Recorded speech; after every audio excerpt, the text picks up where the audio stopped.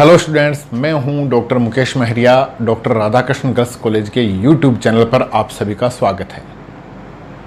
अगर मेरा ये वीडियो आपको पसंद आता है तो इसे आप लाइक करें, सब्सक्राइब करें और आगे से आगे इसे शेयर करें। देखिए स्टूडेंट्स, हम जो है भारतीय राजनीतिक विचारकों में मनु के बारे में हम पढ़ रहे थे और मनु ने मनुस्मृति और जो उनका जो सप्तांग सिद्धांत और राजा के गुणों के बारे में हमने पढ़ा। आज हम मनु का जो दूसरे राष्ट्रों के साथ संबंध के निर्धारण में जो उन्होंने सिद्धांत दिए हैं उनके बारे में हम पढ़ेंगे।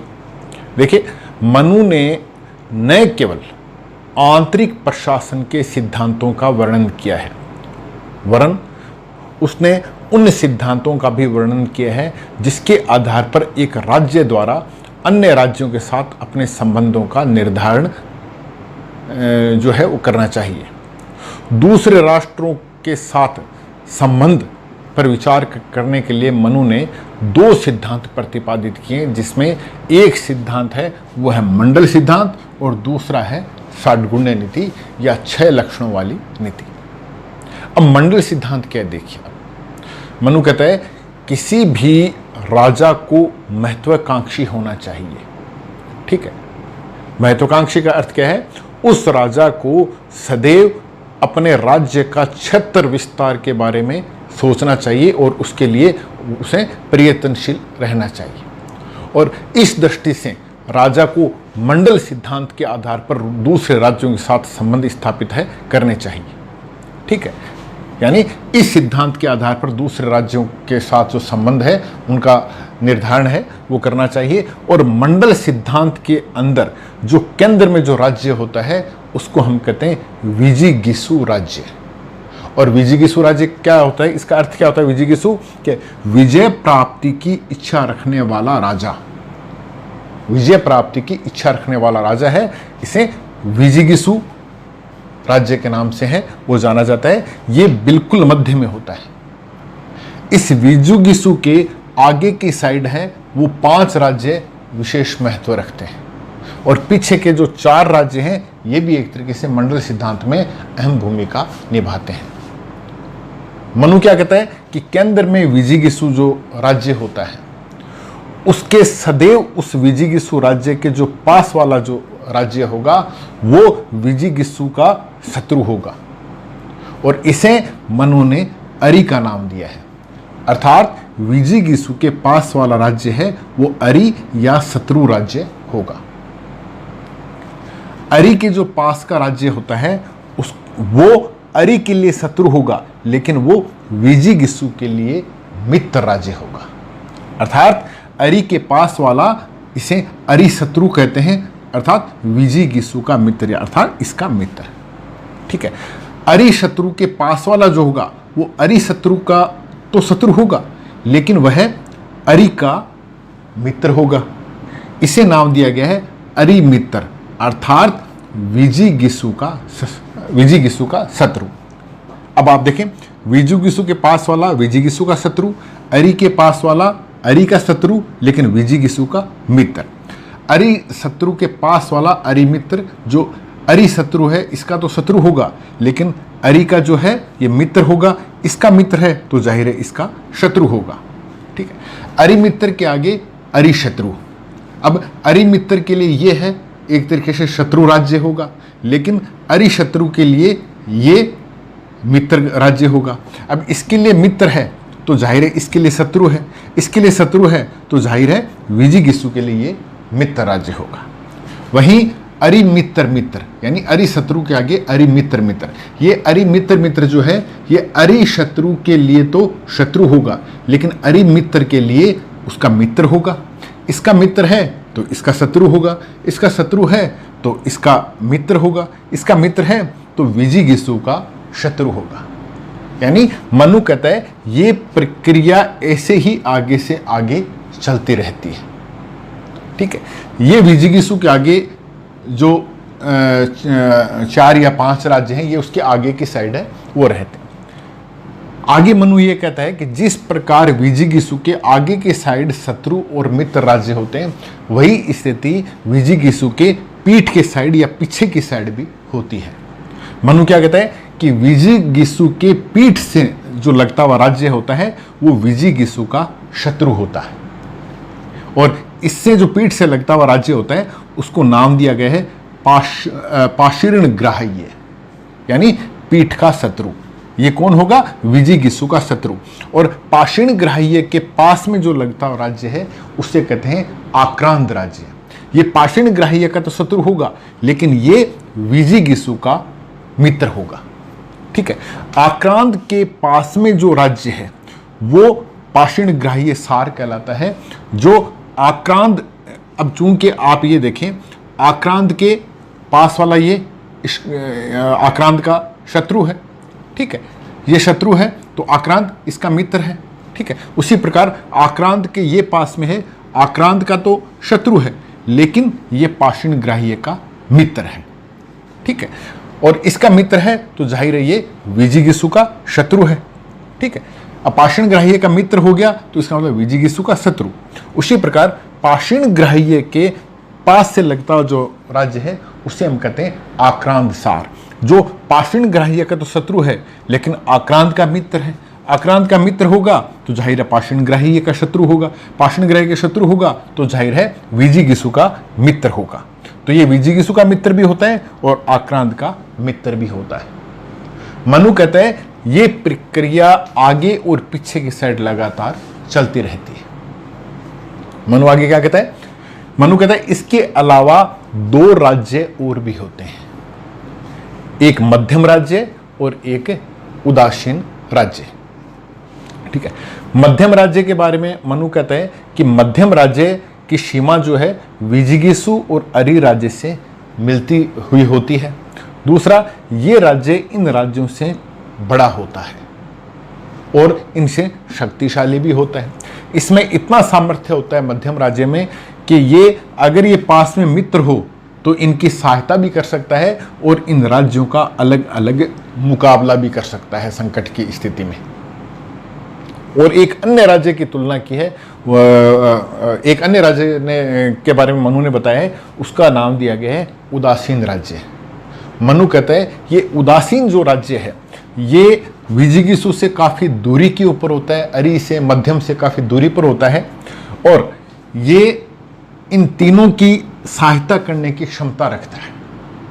ठीक है, ये इतना शक्तिशाली होता है कि इन तीनों की सहायता करने की क्षमता रखता है, और अगर ये तीनों एक होकर अगर इसके ऊपर आक्रमण करें तो ये तीनों का मुकाबला भी कर सकता है, इतनी इसके अंदर सामर्थ्य होती है। ठीक है, तो इस प्रकार मनु ने अपना एक जो मंडल सिद्धांत है उसका प्रतिपादन किया है। मंडल सिद्धांत के आधार पर मनु ने यह बताया है कि एक विशेष राज्य के कौन कौन से राज्य मित्र हो सकते हैं और कौन से उस राज्य के शत्रु हो सकते हैं। मनु कहता है कि इस मंडल सिद्धांत के आधार पर एक राजा को चाहिए कि उसके पड़ोस में जो मित्र हैं उनके साथ संबंध है, उनके साथ संबंधों को और प्रगाढ़ करे, और जो शत्रु हैं उनको एक तरीके से दबाने की ज़्यादा से ज़्यादा चेष्टा करें ताकि वो उस राज्य के खिलाफ सर उठाकर खड़े नहीं हों। इस प्रकार मनु ने दूसरे राष्ट्रों के संबंध में अपना जो पहला सिद्धांत है वो मंडल सिद्धांत दिया है। ठीक है, एक बार पुनः रिवाइज कर देता हूं मैं 2 मिनट के अंदर। देखिए, मनु ने दूसरे राष्ट्रों के संबंध में 2 सिद्धांत दिए, मंडल सिद्धांत और षड्गुण्य नीति। मंडल सिद्धांत के अंदर मनु क्या कहता है कि एक राजा को महत्वाकांक्षी होना चाहिए और अपने राज्य का ज़्यादा से ज़्यादा विस्तार करने के बारे में सोचना चाहिए। मंडल सिद्धांत के केंद्र में जो राज्य होता है उसको हम कहते हैं विजिगीसु राज्य, अर्थात विजय प्राप्ति की इच्छा रखने वाला राजा। ये केंद्र में होता है। विजिगीसु के पास लगता हुआ जो राज्य होता है वो अरि राज्य होता है और ये सदैव विजिगीसु का शत्रु होगा, मनु ऐसा कहता है। अरि राज्य के पास लगता हुआ अरि शत्रु होता है, जो अरि का शत्रु होगा लेकिन विजिगीसु का मित्र होगा। अरि शत्रु के पास का जो राज्य है ये अरि मित्र कहलाता है। जो अरि मित्र है, अरि शत्रु का शत्रु होता है लेकिन अरि का मित्र होता है और विजिगीसु का शत्रु होता है। अरि मित्र के पास वाला जो अरि शत्रु है ये इसका हमेशा शत्रु रहेगा, लेकिन ये अरि शत्रु का है वो मित्र रहेगा। इसका मित्र होगा तो इसका शत्रु होगा, इसका शत्रु होगा तो इसका मित्र होगा। वहीं अरि शत्रु के पास में अरि मित्र मित्र राज्य होता है, जो इसका शत्रु होगा लेकिन इसका मित्र होगा। इसका मित्र है तो इसका शत्रु होगा, इसका शत्रु है तो इसका मित्र होगा, इसका मित्र है तो इसका शत्रु होगा, यानी विजिगीषु का शत्रु। मनु कहता है ये विजिगीषु के आगे की साइड के 5 राज्य होते हैं। उसी प्रकार विजिगीषु के पीठ से लगते हुए 4 राज्य जो मंडल का निर्धारण करते हैं। पहला है पाषाण ग्राह्य राज्य, यानी पीठ का शत्रु, जो विजिगीषु का शत्रु होता है। और पाषाण ग्राही के पास वाला आक्रांत राज्य होता है, जो पाषाण ग्राह्य का तो शत्रु होता है लेकिन विजिगीषु का मित्र होता है। आक्रांत के पास में जो राज्य है वो पाषाण ग्राह्य सार है, जो आक्रांत का शत्रु होगा पाषाण ग्राह्य का मित्र होगा और विजिगीषु का शत्रु होगा।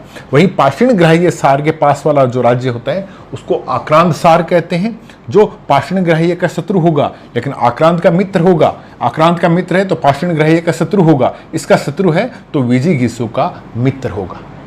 इसके अलावा मनु ने 2 राज्य और बताए हैं, एक मध्यम राज्य, एक उदासीन राज्य। मध्यम राज्य की सीमा विजिगीषु और दोनों से मिलती है। ये जो राज्य इन दोनों से शक्तिशाली होता है, ताकतवर होता है, ये इन दोनों की सहायता भी कर सकता है और दोनों का एक साथ मुकाबला करने की क्षमता भी रखता है। उसी प्रकार उदासीन जो राज्य है ये विजिगीषु अरि और मध्यम राज्य से काफी दूरी के ऊपर होता है और ये सबसे शक्तिशाली राज्य होता है। इस राज्य में इतनी क्षमता होती है कि ये एक साथ इन तीनों की सहायता कर सकता है और ये एक साथ इन तीनों का मुकाबला भी कर सकता है। मनु अपने मंडल सिद्धांत में कहते हैं किसी भी राजा को ये चाहिए कि उसके जिन राष्ट्रों के साथ मित्रवत संबंध है उन संबंधों को वो और ज़्यादा से ज़्यादा मजबूत बनाने के ऊपर जोर दें, और जो उसके पड़ोस में जो शत्रु हैं उनको हमेशा एक तरीके से नीचे दबाने की चेष्टा करे और ऐसे प्रयास करे, ऐसी कूटनीति अपनाए ताकि वो शत्रु उस राज्य के खिलाफ एक तरीके से खड़ा नहीं हो। ठीक है, इस प्रकार मनु ने अपने मंडल सिद्धांत में इन 12 राज्यों की एक रूपरेखा प्रस्तुत की है और अपना ये सिद्धांत है वो प्रतिपादित किया है। चलिए स्टूडेंट आगे बढ़ते हैं। मंडल सिद्धांत के अलावा जो षड्गुण्य नीति है ये भी एक परराष्ट्र के साथ संबंध में एक महत्वपूर्ण भूमिका निभाती है। षड्गुण्य नीति का अर्थ है 6 लक्षणों वाली नीति। मनु ने इसमें यह बतलाया है कि किसी राज्य द्वारा अलग अलग परिस्थितियों में दूसरे राज्य के साथ किस प्रकार की नीति अपनाई जानी चाहिए। मनु कहता है कि किसी राजा को उस समय की परिस्थितियों पर विचार करते हुए इन 6 लक्षणों को ध्यान में रखते हुए अपनी नीति है वो बनानी चाहिए। और इन 6 लक्षणों वाली नीति है, इसके अंदर जो पहला जो लक्षण है उसको हम कहते हैं संधि। अब संधि का अर्थ क्या होता है, हम किसी दूसरे राज्य के साथ हम संधि कर लेते हैं। ठीक है, तो इसमें ये क्या कहता है कि मैत्री संबंध से तत्कालीन या भविष्य में अगर लाभ की संभावना अगर किसी राजा को लगती है, अर्थात अगर किसी राजा को ये लगे कि अमुक जो सामने राजा है उसके साथ अगर मैं मैत्रीपूर्ण संबंध स्थापित कर लेता हूँ और मुझे इससे तत्कालिक या भविष्य में लाभ होने की संभावना है, तो मनु कहता है वैसी स्थिति में उस राजा को सामने वाले राजा से संधि स्थापित कर लेनी चाहिए। मनु ने इस संधि के 2 रूप बताए हैं, समान कर्मा संधि और असमान कर्मा संधि। समान कर्मा संधि का मतलब क्या है, समान शक्तियों के मध्य संधि, और असमान कर्मा संधि का अर्थ है असमान शक्तियों के मध्य संधि। ठीक है, तो ये संधि की बात करता है। दूसरा है विग्रह। विग्रह का अर्थ क्या है, विग्रह का अर्थ होता है युद्ध। ठीक है, इसमें क्या है कि दूसरे राज्य पर विजय प्राप्त करने अथवा उसे पीड़ित करने की इच्छा से ही विग्रह की नीति को है अपनाया जाना चाहिए। यानी सामने वाले राज्य के ऊपर विजय प्राप्त करने तथा उसे पीड़ित करने की इच्छा से ही विग्रह को अपनाया जाना चाहिए। और मनु कहता है इसमें यह विशेष रूप से ध्यान रखना चाहिए, विग्रह की स्थिति तभी अपनाई जानी चाहिए जब जो राज्य है उसकी स्थिति है वो सुदृढ़ हो और सामने वाले राज्य है उसकी स्थिति कमजोर हो। ठीक है। विग्रह के भी मनु ने दो रूप बताए। पहला है शत्रु पक्ष की कमजोरियों का ज्ञान प्राप्त करके उस पर विजय प्राप्त करने के लिए इसको अपनाया जाना चाहिए। और दूसरा क्या है, अगर मित्र पर आक्रमण कोई कर देता है तो उसके प्रतिकार स्वरूप भी विग्रह की नीति को अपनाया जा सकता है। तो इस प्रकार विग्रह क्या है, दूसरे राज्य पर विजय प्राप्त करने अथवा उसे पीड़ित करने की इच्छा से है, यह विग्रह की स्थिति अपनाई जाती है। तीसरा है यान। देखिए, यान भी एक तरीके से विग्रह के समान ही है। यान का अर्थ होता है वास्तविक आक्रमण। विग्रह और यान के अंदर केवल स्तर का भेद है। ठीक है, क्योंकि यान का अर्थ होता है वास्तविक आक्रमण। तो यह एक तरीके से विग्रह से थोड़ी सी आगे की स्थिति है। विजय की इच्छा तथा दूसरे को पीड़ित करने के लिए यान की स्थिति को अपनाया जाना चाहिए। और यान के लिए भी जरूरी है कि उस राजा को यह पता हो कि सामने वाला जो राज्य है वो कमजोर है और मैं उसके ऊपर विजय प्राप्त कर सकता हूं। वैसी स्थिति में यान की स्थिति को अपनाया जाना चाहिए। चौथा है आसन। देखें, अगर किसी राज्य के साथ अमैत्रीपूर्ण संबंध है और उस राजा को लगता है कि मैं सामने वाले राज्य है उसका मुकाबला करने में मैं समर्थ नहीं हूं, तो ऐसी स्थिति में आसन का सहारा लिया जाना चाहिए। आसन का अर्थ होता है तटस्थता या उदासीनता। ठीक है, आसन का सहारा लेकर वह राज्य अपनी शक्तियों के अंदर अभिवृद्धि कर सकता है और वक्त आने पर उस सामने वाले राज्य के ऊपर आक्रमण कर सकता है। यह स्थिति है आसन की। ठीक है, पांचवी जो स्थिति है उसको नाम दिया गया है द्वेदी भाव। द्वेदी भाव किसको कहते हैं? द्वेदी भाव अपने से अधिक शक्तिशाली शत्रु से अपने राज्य की रक्षा करने के लिए है द्वेदी भाव की नीति अपनाई जाती है। यानी जो राजा है उसके सामने वाला अगर राज्य उससे बहुत ज्यादा शक्तिशाली है तो वैसी स्थिति में द्वेदी भाव को अपनाया जाना चाहिए। द्वेदी भाव में मनु कहता है कि संपूर्ण सेना को दो भागों में बांट देना चाहिए।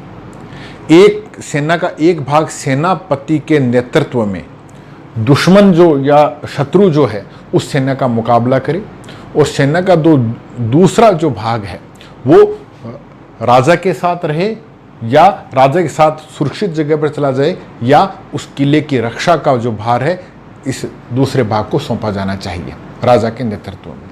एक सेनापति के नेतृत्व में और एक राजा के नेतृत्व में। एक भाग शत्रु का मुकाबला करे और एक भाग जो है वो किले की रक्षा करे। ठीक है, फिर है संश्रय।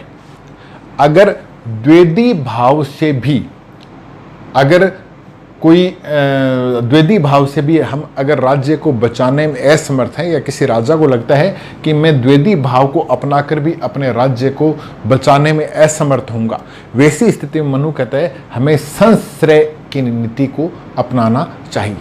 संश्रय क्या होता है कि बलवान का आश्रय लेना।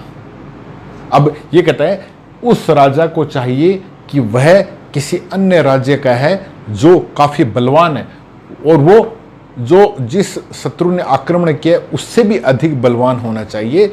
उस राजा को सामने वाला जो बलवान जो राज्य है उसका सहारा लेकर और फिर शत्रु के ऊपर आक्रमण करना चाहिए।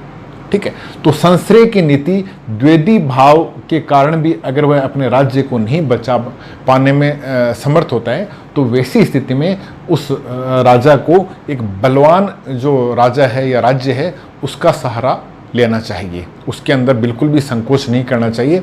मंडल सिद्धांत व षाड्गुण्य नीति के उपरांत मनु ने दूत व्यवस्था व गुप्तचर व्यवस्था के बारे में भी लिखा है। मनु ने परराष्ट्र नीति या दूसरे राष्ट्रों के साथ राजनीतिक संबंध स्थापित करने में दूत व्यवस्था तथा गुप्तचर व्यवस्था का महत्व स्वीकार किया है तथा इसके ऊपर चर्चा भी की है। मनु कहते हैं परराष्ट्र संबंधों में दूत महत्वपूर्ण भूमिका निभाते हैं। अन्य राज्य के साथ मैत्रीपूर्ण तथा अमैत्रीपूर्ण जो संबंधों का आधार है वो दूत ही होते हैं। मनु कहता है दूत ही शत्रु से मेल करा सकता है तथा वही शत्रु से विग्रह भी करा सकता है। इसलिए मनु ने दूत की योग्यताओं का भी उल्लेख किया है। मनु कहते हैं दूत को शास्त्रों का विशिष्ट ज्ञान होना चाहिए, उसे शुद्ध हृदय होना चाहिए, उसे चतुर होना चाहिए, उसे कुलीन होना चाहिए, साथ ही उसे ईमानदार भी होना चाहिए। उसे एक तरीके से विशिष्ट परिस्थितियों में गुस्से का सहारा कभी नहीं लेना चाहिए। दूत को एक राजा के प्रति या अपने राज्य के प्रति एक निष्ठा है वो प्रबल होनी चाहिए, यानी एक तरीके से उसमें ईमानदारीता है वो कूट कूट कर भरी होनी चाहिए, ताकि दूसरे जो राज्य के प्रलोभन में आकर वह अपने राज्य का अहित नहीं करे। तो दूत के लिए ईमानदार होना बहुत जरूरी है। वहीं गुप्तचर व्यवस्था के बारे में मनु कहते हैं कि गुप्तचर जो है वो दूसरे राज्य की व्यवस्थाओं, वहाँ की शक्तियों, दुर्बलताओं का ज्ञान प्राप्त कर अपने राजा को उनकी शक्तियों व दुर्बलताओं से अवगत कराता है। गुप्तचरों का यह भी कार्य है कि वह अपने राज्य का कार्य करे तथा अन्य राज्य के गुप्तचरों का पता लगाए, उनके क्रियाकलापों का पता लगाए, उनकी गतिविधियों का पता लगाए और पता लगाकर अपने राजा को इस बारे में सूचित करे। गुप्तचरों का कार्य बहुत ही कठिन होता है। तो मनु कहता है दूत व्यवस्था और गुप्तचर व्यवस्था है ये भी परराष्ट्रों के साथ संबंध निर्धारण में महत्वपूर्ण भूमिका है वो निभाती है। तो स्टूडेंट्स, ये हमने मंडल सिद्धांत, षाडगुण्य नीति और दूत और जो गुप्तचर व्यवस्था के बारे में पढ़ा। विभिन्न किसी राज्य का अन्य राज्यों के साथ जो राजनीतिक संबंध है उनके बारे में हमने चर्चा की। आगे हम पुनः एक नई क्लास के साथ